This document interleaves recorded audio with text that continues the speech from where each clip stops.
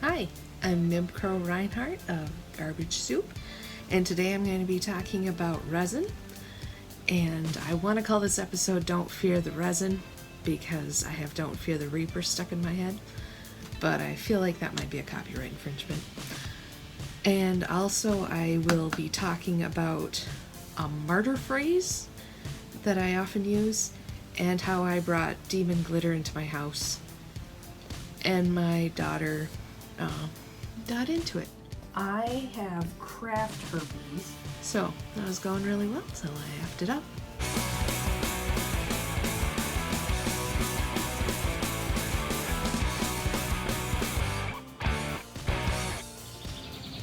Hi, it's Mim, and I don't want to say the last couple weeks have been a dumpster fire because dumpster fires are effective and can be pretty cool, but this resin bit has been something I've been wanting to put together for a while. It's where I got the whole idea when I really messed up some.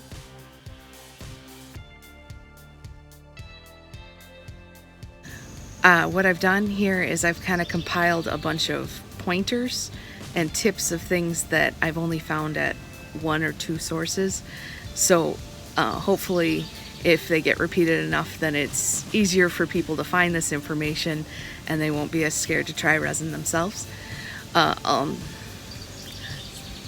would say that I rolled out of bed looking like this, but I think my hair looked better when I woke up. Okay, so I want to start out showing you a demolding because it is one of the most satisfying things to do.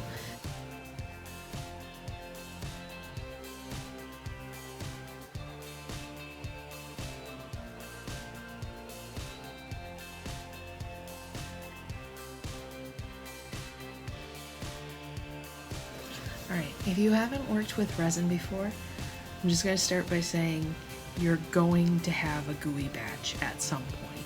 Okay. Ooh. You rebel scum. It's your scale won't be level, you'll twitch, you'll dump. It's going to happen. I'm using isopropyl alcohol to clean up my resin workspace and all my silicone molds and mats. And not gonna lie, it really took me back to my college days and I almost died, man.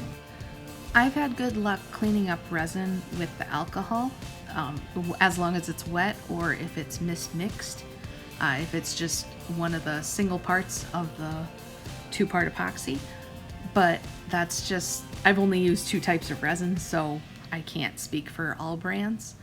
I also have had luck with white vinegar cleaning up wet resin, but it doesn't work so well if it's only one part or it's mismixed or gooey or anything like that. So that's what I've had, but I can't say it works every time. This is my little disclaimer. This is the first resin I tried. It's Glaze Coat. I found it at Walmart for about 20 bucks. The kit comes with both parts and it makes about a pint. It's located in the craft section next to the glue, and I really liked it. I didn't have any mismixings or anything, but it's not as much resin for your money. This is what I've been working with lately, and I've had a lot more mist pours. And I don't know if it's just a lot more demanding on making sure it's a 1-to-1 ratio, or if it's just because the jugs are so big that I glopped it up. But I do like these. I got them off of Amazon, and it was about $60 to $65, so it makes 8 times as much resin for about 3 times as much price-wise. Alright, so that's cleanup and what products I've used.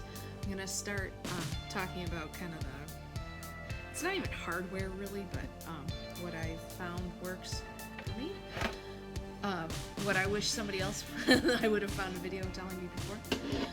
This is just a silicone baking mat, and I like to put it on either a piece of cardboard or a Dollar Tree pan or something. And so, $1, so it's too small. But I'll put my molds and stuff on there.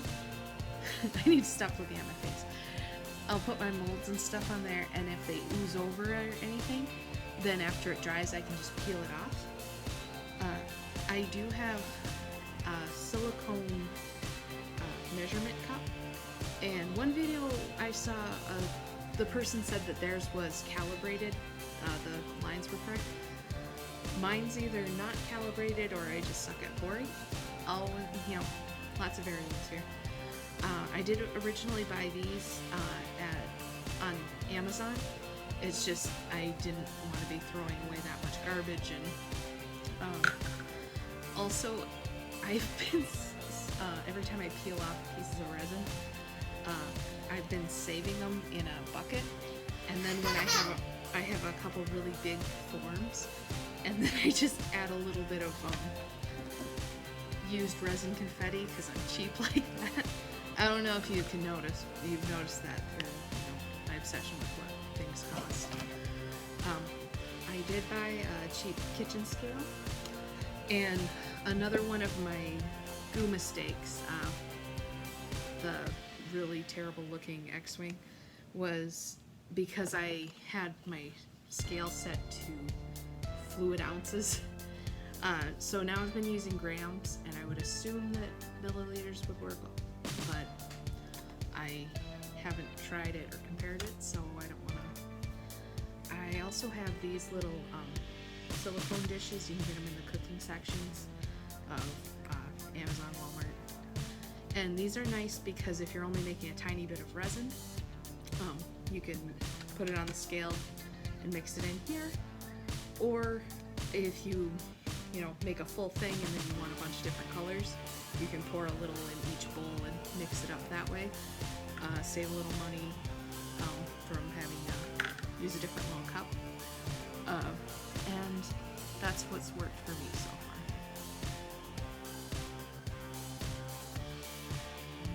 Just gonna stir for 2 minutes. I have a problem with bubbles often. There's a couple schools of thought on how to get rid of bubbles. There was one video I saw where someone said that they put their stick against the bottom and they stirred slowly and just didn't get bubbles into the resin. And don't whip it like an egg, but I'm not exactly the patient type.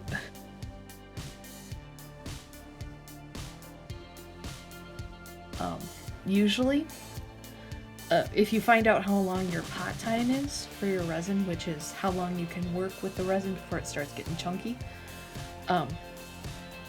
the stuff I work with, you can leave it for 10 minutes, let the bubbles out itself. Also, some people will take a straw and blow across the top, but the same lady who said not to get bubbles in it in the first place, she warned that by blowing on the straw you might be blowing condensation spit. I'm always tempted to just drag and blow it and all over, but if you aren't inclined to destroy everything, then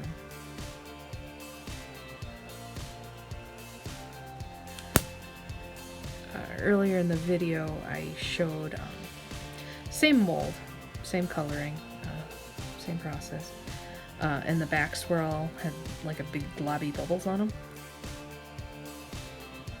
Why that happened was because I mixed up the resin, dumped it in the mold, then I got tired and went directly to bed without letting the bubbles rise and then hitting it with the lighter again.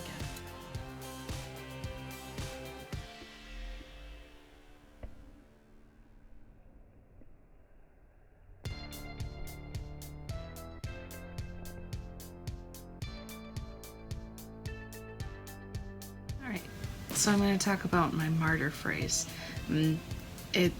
I've read before that if you're having a hard time, it makes it a certain percentage easier to deal with your problem if someone else knows that you're having an issue. But at the same time, if you just keep talking about the issue, then your brain gets stuck on that loop and it actually makes it worse. So I have a phrase that a lot of times when I find a mess or anything, one of the kids moves something and I'll be like, I don't ask for much, but it's usually, I don't ask for much, but I really wish whatever I set down would be where I could find it later. Or I don't ask for much, but I wish all the glitter would stay in the container.